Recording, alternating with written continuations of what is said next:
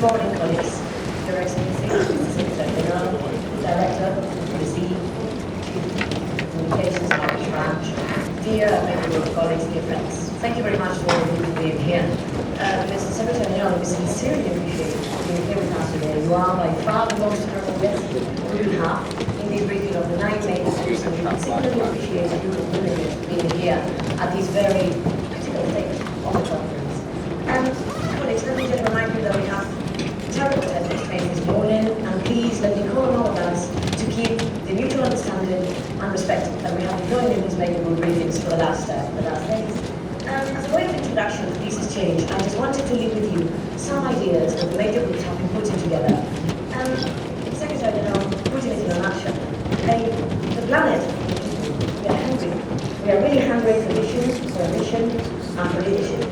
We believe that transparent and ambitious multilateral processes between countries, complemented and strengthened with meaningful engagement and empower of civil society representatives and stakeholders are the way forward to satisfying this hunger. The need for solidarity is as urgent as ever. We have never generated more wealth, yet the inequality gap is growing. We are consuming resources faster than what the earth can actually produce.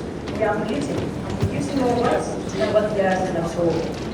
Science tells us the planet will be reaching its boundaries. Its boundaries of the health and the state environment conducive to a life of dignity. Much remains to be done if we want sustainable development multilateralism. Science is one in a generation opportunity that we all need to find a borrow your words. And actually, to turn this one generation opportunity into a way to reimagine our socio-economic systems in harmony with nature to deliver greater well-being for all, now and for future generations. We must act decisively, and we must act now, and we must act all together in complementarity and lucidity. This is why the 9 major groups we have been developing a series of messages. For us, real, and most importantly, forward-looking +20 should, 1. Assure inclusive participation of civil society representatives and stakeholders.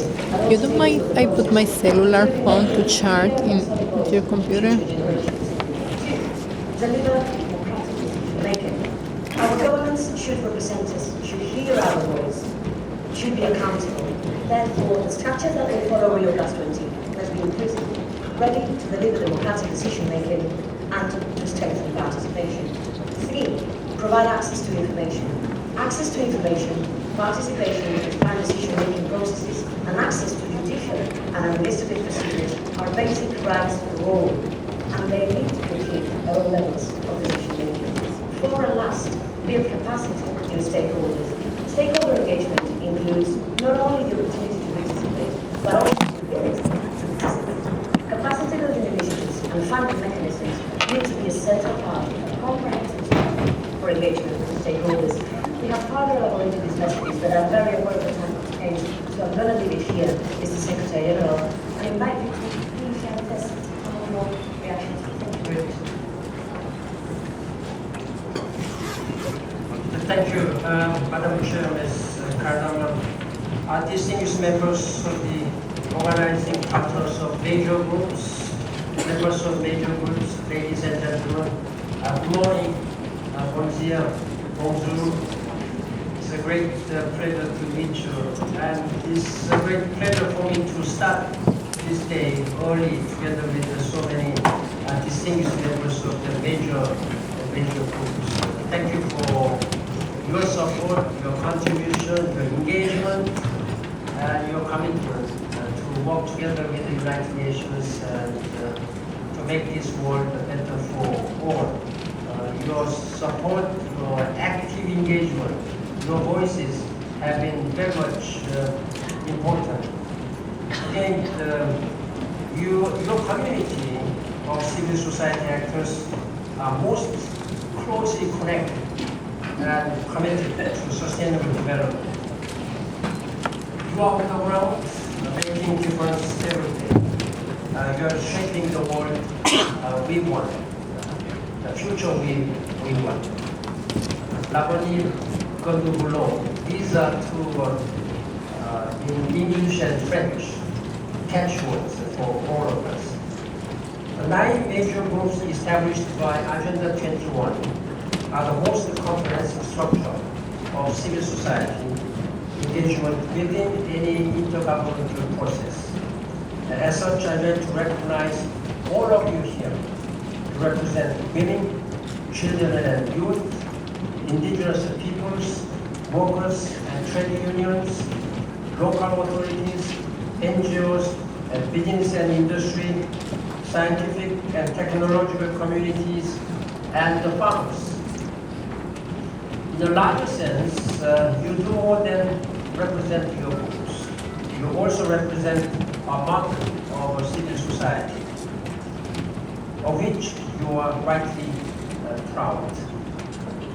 It has served as an inspiration to so many other intergovernmental processes.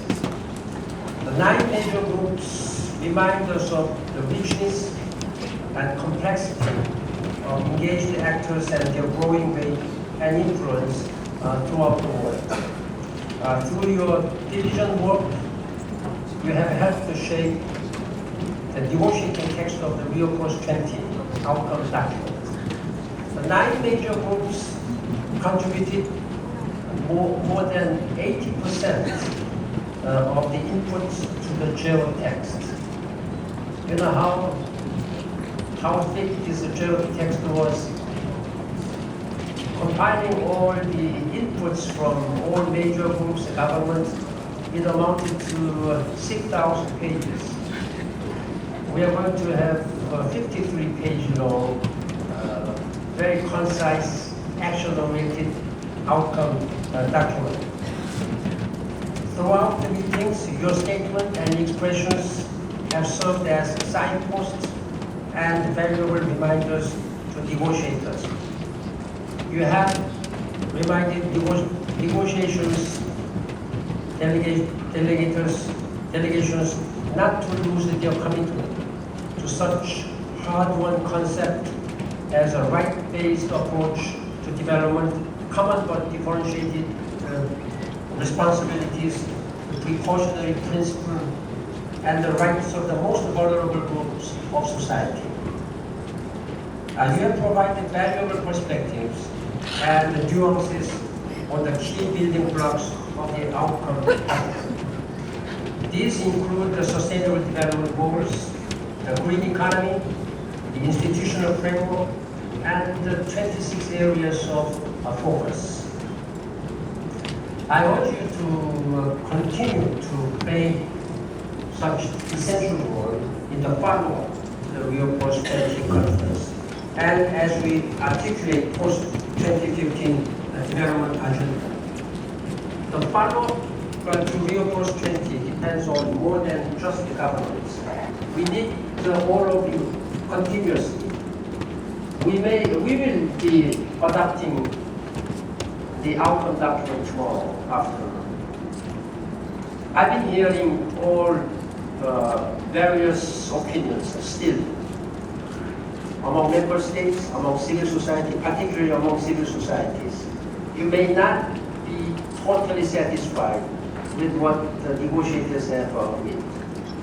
But I would encourage you to understand this very delicate and complex process of negotiations. Negotiations have been painfully slow, painfully difficult. I have been urging them that this is not the end of our processes. This is just the beginning of many processes will come. You will be continuously engaged in the follow-up of this Rio Plus 20 outcome document. I believe, as the Secretary General of the United Nations, who is the convener and who has been responsible for this, I'm encouraged by such a sense of flexibility and compromise, and more importantly, commitment and vision of member states to agree on this ambitious outcome. It's extraordinary that the member states have been able to agree after such a long negotiations. They realize that this is their political and moral responsibility to make this world better for all, equitable for all. This is sort of justice and fairness. They have realized the limitation of our planetary boundary, planetary resources. I really appreciate your strong input, voices. At the same time, we have to be practical, realistic. We have limited resources, we have limited time, and sometimes national governments, the leaders, they have also limited capacity, they have their domestic constraints. I believe this is a very good document, very good visions, but we will have to build upon that. For example, we have to build on MDGs. That's what member states have agreed on, sustainable development goals. I have to work to make this committee of experts intergovernmental process success. I have to work with my high-level panel of eminent groups to have their own political and scientific and expert level, again, and political level input, so that this will go to intergovernmental process and we will be able to agree on these sustainable development goals to carry on what would have been left over by the end of MDG 2015. So I need your continuous support. Major 9 groups. I think you represent most of our lives, all aspects of our life. You can be very strong voices. So please continue your voice.